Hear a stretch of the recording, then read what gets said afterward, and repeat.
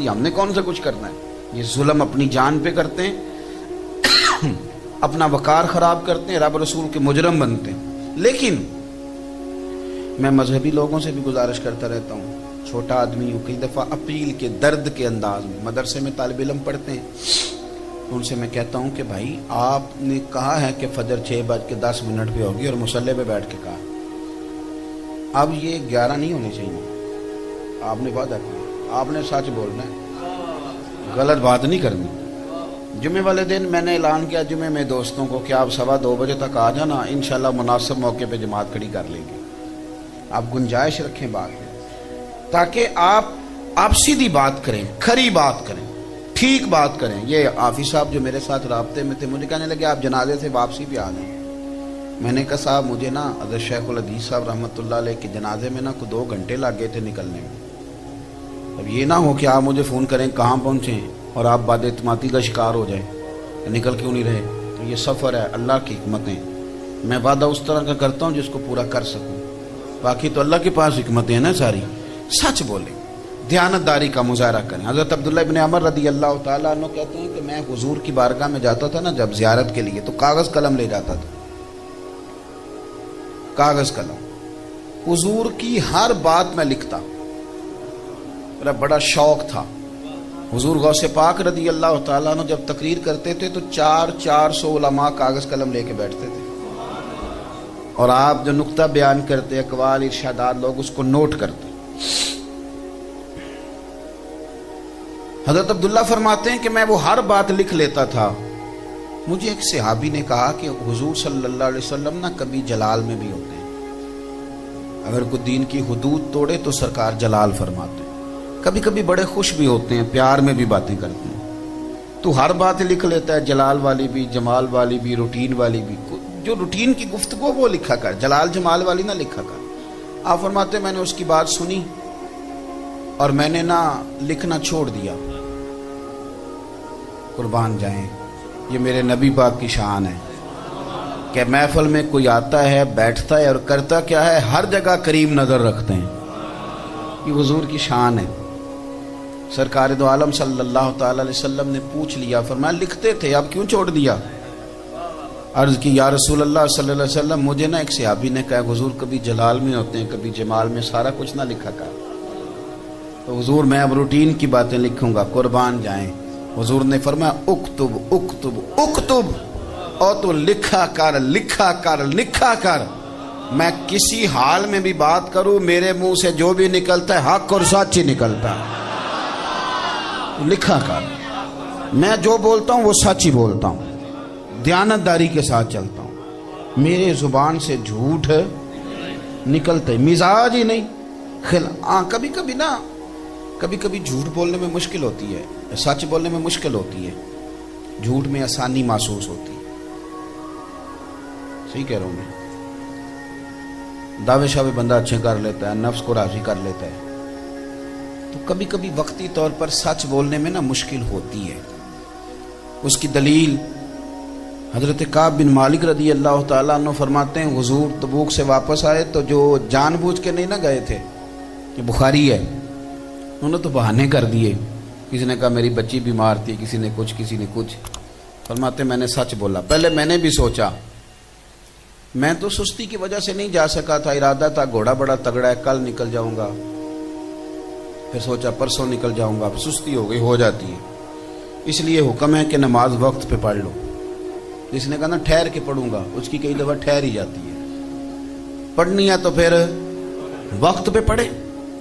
حضرت سیدنا کعب بن مالک رضی اللہ تعالیٰ عنہ فرمانے لگے کہ سستی ہو گئی, نہ جا سکا, سرکار واپس آ گئے. وہ جو منافقین تھے جان بوجھ کے نہیں گئے, وہ بہانے کرنے لگے. کسی نے جس نے جو بہانہ بھی لگایا نا, سارا کو جاننے والے رسول خاموش رہے. فرماتے ہیں 2 منٹ کے لیے میں نے بھی سوچا, اور سنو یار, ابا جی کے سامنے بھی جھوٹی بول دیتے ہو, استاد جی کے سامنے بھی, اوئے ہوئے ہوئے, پیر صاحب کے سامنے بھی غلط بات کہہ دیتے ہو. جن سے دین سیکھنا ہے ان کو بھی کوئی نہ کوئی کہانی سنا دیتے ہو. یہ جگہ بھی خراب کر لی ہم نے اپنی, یعنی یہ بات بھی ہم نے اپنی غلط کر لی. حضرت کعب بن مالک فرماتے ہیں ایک دو منٹ کے لیے خیال آیا بہانہ کر دوں، یہ سوچ کے مسجد میں قدم رکھا اور جب سامنے چہرہ ودوہا دیکھا تو میں نے کہا کعب کس کے سامنے تو غلط بات کرے گا؟ جن کو رب کریم نے غیب کے خزانوں کی کنجیاں دے رکھی ہیں وہاں تو بات کرے گا؟ میں نے کہا نا بھائی، جو بھی ہو کہنا سچی ہے۔ حضور نے مسکرا کے پوچھا کیوں نہیں آئے؟ کہتے میں نظر جھکا لی۔ پھر پوچھا کیوں نہیں آئے؟ یا رسول اللہ غلطی ہو گئی، سستی ہو گئی، میرا بولیا چولیا معاف کریے حضور، میں بھول گیا تھا، مہربانی ہو جائے۔ تو حضور نے نا نظر مبارک پھیر لی، ناراض ہو گئے۔ کہتے مسجد نبوی شریف میں 50 دن پورے مدینے میں کسی نے مجھ سے کلام نہیں کیا۔ میں آتا تھا نماز پڑھنے پر حضور نے حکم دیا تھا کوئی بولے نہ، یہاں تک کہ کریم محبوب نے فرمایا بیوی کو بھی میکے بھیج دو۔ میں نے کہا حضور طلاق دے دوں؟ فرمایا نہیں، بھیج دو بس۔ فرماتے اس مدینے میں سارے اپنے تھے، پر حضور نے جب رخ پھیرا نا، ہاں پھر سب پھیر لیتے ہیں۔ دعا کرو مدینے والے رخ نہ پھیریں، ان کا رخ ادھر رہے۔ یہ تو تیری نظر ہے کہ رخ تیرا ادھر ہے، پھر تو کام بنتا ہے۔ مختصر سی میری کہانی ہے کہ جو بھی ہے ان کی مہربانی ہے۔ اگر وہ رخ پھر جائے نا، حالات بدل جاتے ہیں۔ آپ فرماتے ہیں میں مسجد میں آتا نماز پڑھنے، مجھے پتا تھا کہ جب میرا چہرہ کسی اور طرف ہوتا ہے تو حضور مجھے دیکھتے ہیں، لیکن جب میں سرکار کی طرف دیکھتا تو سرکار چہرہ پھیر لیتے۔ بھائی آپ مجھے کہنے دیں نا کہ ہمارے بزرگ شعر لکھتے تھے بخاری پڑھ کے، خواجہ صاحب نے شعر لکھے بخاری پڑھ کے، کہنے لگے میں ویکھاں تے میرا یار نہ ویکھے۔ مجھے کہنے دو نا کہ ہمارے بزرگ ایسے تھوڑا لکھ دیتے تھے، میں ویکھاں تے میرا یار نہ ویکھے، جے میں نہ ویکھاں تے وہ ویکھے۔ کیا درد ہے اس بات میں، کیا سوز ہے۔ کہنے لگے ایڈے نصیب کتھوں تتڑی دے، وہ میرے وچ ویکھن دے ویکھے۔ غلام فریدہ بوے یار دے مرنا ہے پامے ویکھے یا نہ ویکھے۔ غلام فریدہ بوے یار دے مرنا، یہ عہد ہے، یہ اس کو شعر نہ سمجھو، یہ عہد ہے، یہ پاسبان ہے، یہ پاسبانی کا عہد ہے کہ جو بھی ہو جائے غلام فریدہ بوے یار دے مریے، ویکھے یا نہ ویکھے، رکھے چاہے نہ رکھے، بوے یار دے مریے۔ اللہ اکبر۔ تو فرماتے ہیں 50 دن گزر گئے۔ میں دکھی اس وقت ہوا جب ایک غیر مسلم بادشاہ نے مجھے خط لکھا کہ کعب تلوار کے، نیزے کے، گھوڑے کے آدمی ہو، دھنی ہو۔ ہم تو گھوڑے والے لوگوں کی قدر نہیں نہ کرتے، ہمیں کیا لگے، ہم نے تو جعلی ہیرو بنا لیے، جو ہیرو ہے ہی نہیں ان کو ہیرو مانتے ہیں، جعلی۔ آپ کے ملک میں ایک ہیرو لیٹا ہے جس کا نام ہے شہاب الدین غوری، جانتے ہو کہ نہیں؟ کہاں مزار ہے ان کا؟ اللہ خیر، اللہ کرے ہوتے بھی کوئی گدی نشین ہوندا، لنگر چکا چنگا پکدا۔ سہاوے، یہ سہاوے ہے نا پنڈی سے پہلے، اسے 3 کلومیٹر اندر شہاب الدین غوری کا مزار ہے۔ اس شخص کا مزار ہے جس کے نام پہ آپ کا ایٹم بم ہے، غوری مزائل۔ اور وہ مزار پہلے کچا تھا، وہ مزار بنوایا کس نے؟ ڈاکٹر عبد القدیر خان نے مزار بنوایا ہے۔ ڈاکٹر صاحب کا نام لکھا ہے آج بھی۔ میں ہی نہیں کہتا پہ ڈاکٹر صاحب ہی ہونا ہی چونے جڑے مزار بنا دینے۔ میں یہ نہیں کہتا کہ جن کو آپ مشرک اور بدعتی کہہ دیتے ہیں وہ ایٹمی میزائل بنانے والے بھی وہی ہیں، لیکن ڈاکٹر صاحب نے مزار بنوایا سارا۔ الحمدللہ میں نے زیارت کی ہے، پر ایک شعر ہے وہاں لکھا جو پڑھ کے میں رو پڑا۔ شہاب الدین غوری باقاعدہ مرید تھے خواجہ معین الدین چشتی کے، اور یہ بات بھی ان کی قبر پہ لکھی ہے۔ پر میں نے کہا نا کہ ہم تو جائیں گے ملنگوں کے درباروں پہ، ہمارا تو مزاج ہی نہیں ہے نا، تحقیق جستجو یہ ذوق بنائیں۔ شہاب الدین غوری کے نام پر غوری مزائل نام رکھا ہمارے ایٹمی سائنسدانوں نے، مزائل کا، ایک بڑا آدمی۔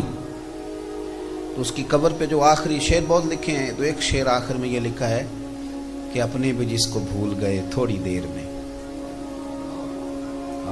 بر مزار ماں غریباں، اپنے بھی جس کو بھول گئے تھوڑی دیر میں، وہ مرد درویش دفن ہے اس مٹی کے ڈھیر میں۔ اپنوں نے بھی بھلا دیا، کبھی آئے ہی نہیں، کبھی گزر ہی نہیں ہوگا۔ یہ جو تیر اور تلوار کے لوگ ہوتے تھے، قیمتی لوگ، یہ مجاہدین، یہ کمال لوگ،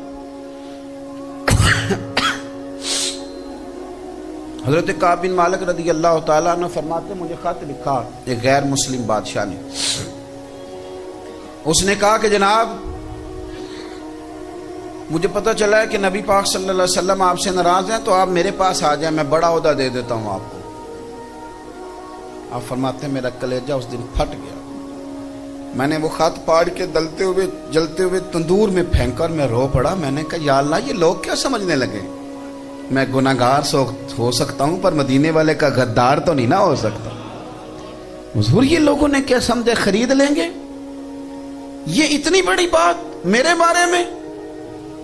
میں اور خط بڑا تگڑا لکھا. فرمانے لگے تو نے غلط جگہ ہاتھ ڈالا ہے، یہ مدینے والے کے غلام ہے. او کچا رنگ للاری والا جیڑا چڑھ دا تے لیندا رہندا، اے عشق تیرے دا رنگ محمد چڑھ جائے پھر نہیں لیندا. تیری غلط فہمی ہے کہ تو ہمیں خرید لے گا، سوال ہی نہیں پیدا ہوتا. بھائی حضرت کعب بن مالک فرماتے ہیں کہ 50 دن ناراضگی تو رہی، بولا تھا سچ،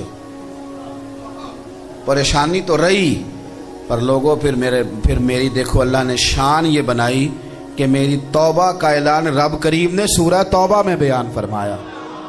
فرمایا اس سچ پر مجھے اجر یہ ملا کہ میری توبہ اب تلاوت کی جاتی ہے، میری توبہ تلاوت کی جاتی ہے. اب یہ مجھے سچ پر اللہ نے انعام دیا ہے. ناراضگی سچ بولیں. نوجوانوں سے کہتا ہوں خاص کر جھوٹ چھوڑ دیں.